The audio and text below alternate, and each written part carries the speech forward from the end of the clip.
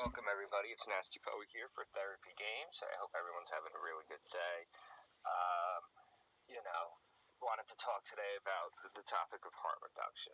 Harm reduction is basically when we take something that we don't like and we reduce it to something that's still not what we want, but better than what it was. We see these in self-harm, toxic relationships. We may even see it in dieting. Instead of eating 5 bags of Takis, we eat 1 bag of Takis. You know what I mean? That is improvement. When we're dieting, should we be eating 5 bags of Takis? No. Should we be eating 1 bag of Takis? Probably not. But if we're actually looking at it from a standpoint of progress and things that we've done to benefit ourselves, it's actually a very big step from going to 5 to 1. To put that into comparison, if you had $1 and I traded you that $1 for $5, that'd be a good deal, you know? So that's the idea of harm reduction. When you change it to a positive situation, it's a major selling point. With harm reduction, and I don't want to go into too much details. When I talk about videos in other areas, I'll be more, vivid and graphic. Harm reduction with self-harm, though, is finding a way to maybe mimic the feeling, the release, excuse me, the pain or the sensation. So with harm reduction with self-harm, we try to find out what is the stimulation they're going for. Is it sight? Is it feeling? Or is it to feel emotional pain? Because even though it's physical pain, guilt and shame that accompanies with it is emotional. So you got to kind of target what you're looking for, and then use, for visualizations, some people try the butterfly where you don't break the wings and you have the butterfly where you can self-harm. Other people like to use the representation of the color red in order to show the lines but not actually penetrate skin. For somebody that likes more of a sensation of pain, rubber bands, snapping, hair ties, twisting, tightness in those areas has been like a common, harm reduction from actually cutting and, again, piercing skin. For those that, look for the emotional pain and guilt along lines, that is the hardest challenge, because it's how do we get you to be okay with not feeling guilt and shame? You know what I mean? Because that's the goal, is not to feel guilt and shame for doing things. So, it's when you punish yourself with guilt and shame that becomes extremely difficult for harm reduction. Because it's a very dangerous thing to reinforce and energize. Another aspect of harm reduction, this one is a fishy one, and it's a little dangerous, because with harm reduction in this aspect, it's kind of like substance use. It's kind of like how much is acceptable. If you have somebody that's an addict that starts using, I don't know, tea instead of tea instead of alcohol, and he's drinking 30 cups of tea a day, like strong, potent teas. Definitely a harm reduction. He's not drinking alcohol. Again, you sign up for that in a heartbeat. The question is did that harm? We reduced the harmfulness of the behavior, but we didn't reduce the behavior. So that's one of the scary things with that. Then you'll have individuals who will be hardcore drug users, and I'm going to refer to hardcore drug users as anything that's abused.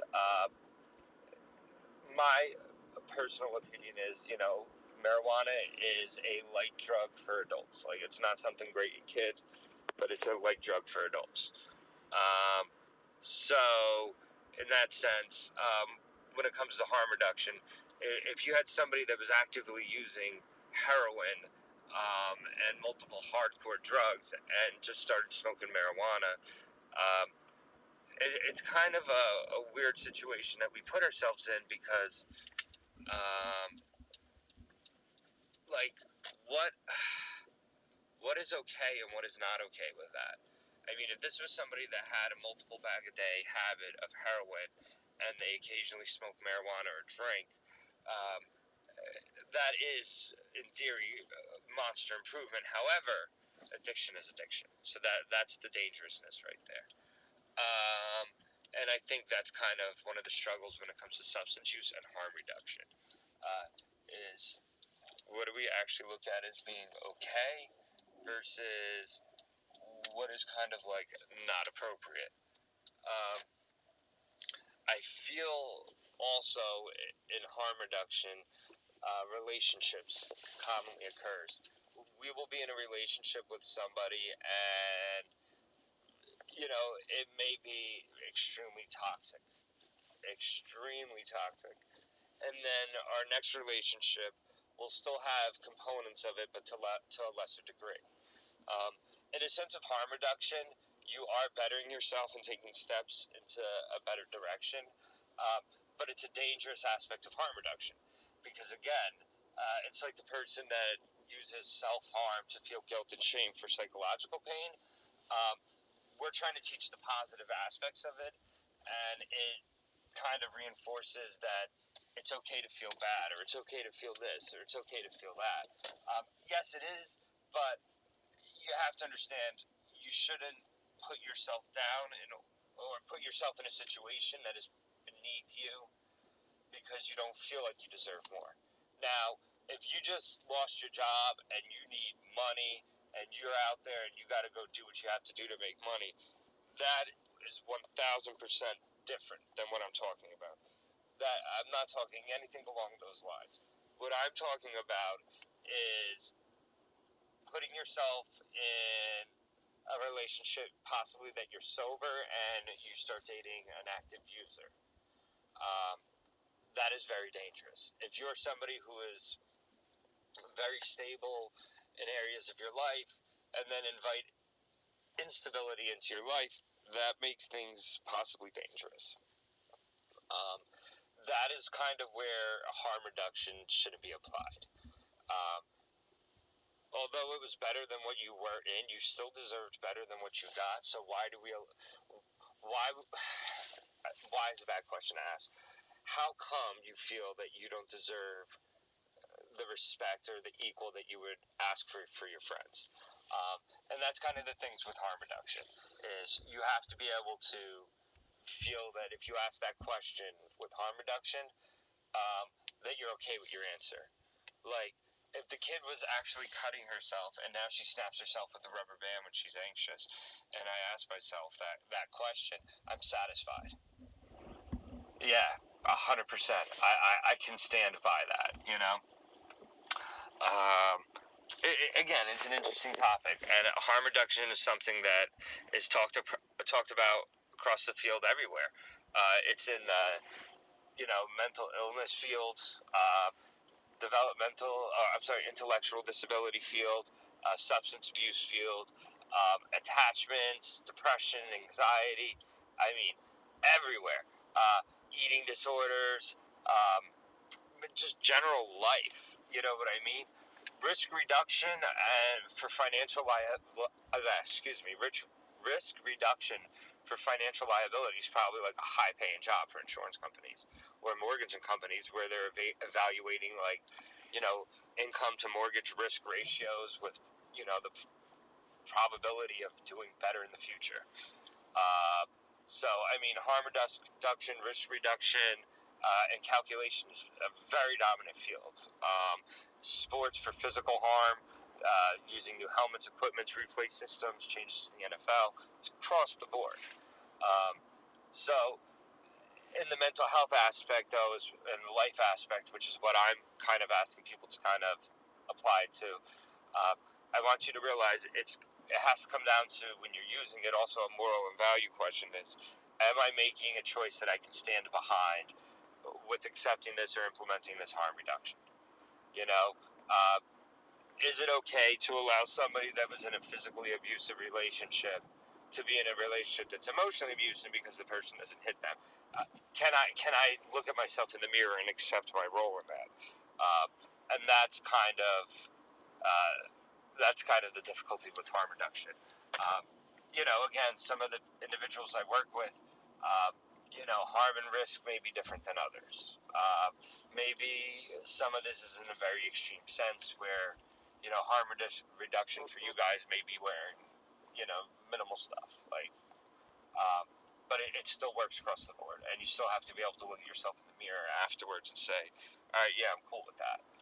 Um, One last piece of information with harm reduction I'm just going to touch on before we end this video is when it comes to like extremely high risk behaviors, um, you know, there's zero tolerance. There's no harm reduction for suicide. You know what I mean?